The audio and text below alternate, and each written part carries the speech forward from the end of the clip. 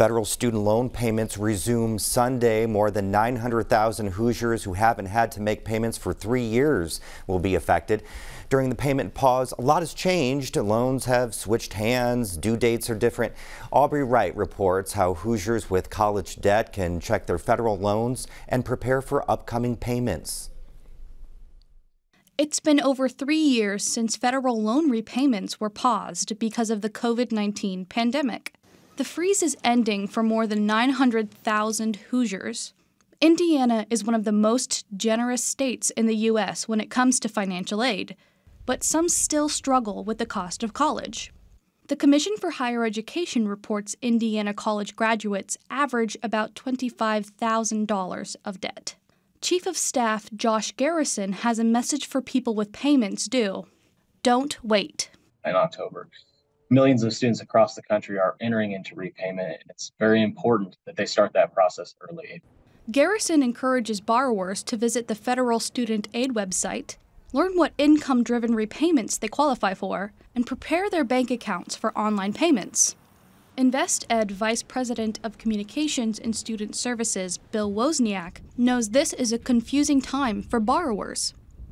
InvestEd provides free, personalized advice for Indiana families, students, and borrowers dealing with the cost of higher education. Students and borrowers and families, they always think that they're the only one with a question or that everybody else knows the answer and they're the only one who doesn't. And it's not true. Several initiatives from the Biden administration are intended to make loan repayments easier.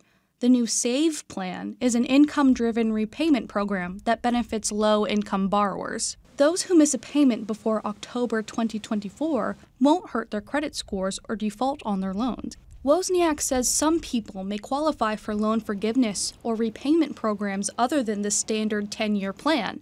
They just have to examine their options and opt in. But steps have to be taken, and that's why we're here, to help people and try to make it understandable and relatively easy to do. Loan providers are required to reach out 21 days before a payment is due, so keep an eye out. For Indiana News Desk, I'm Aubrey Wright. Joining us now is Aubrey Wright. I've read in your reporting that people should know the details of their loan repayments, but what should borrowers do if they don't know much about it?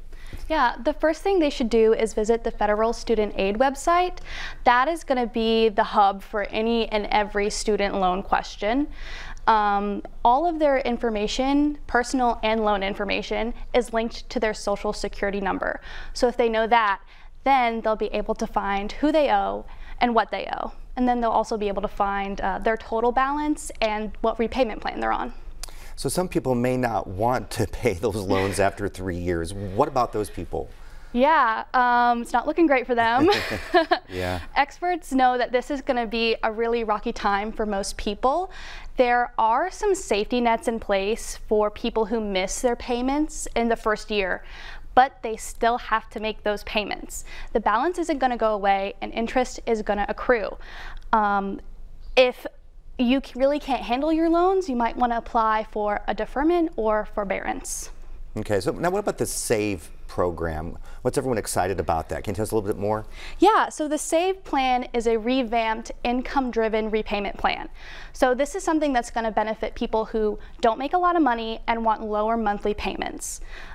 With this plan, people will pay 10% of their discretionary income, different than your regular income.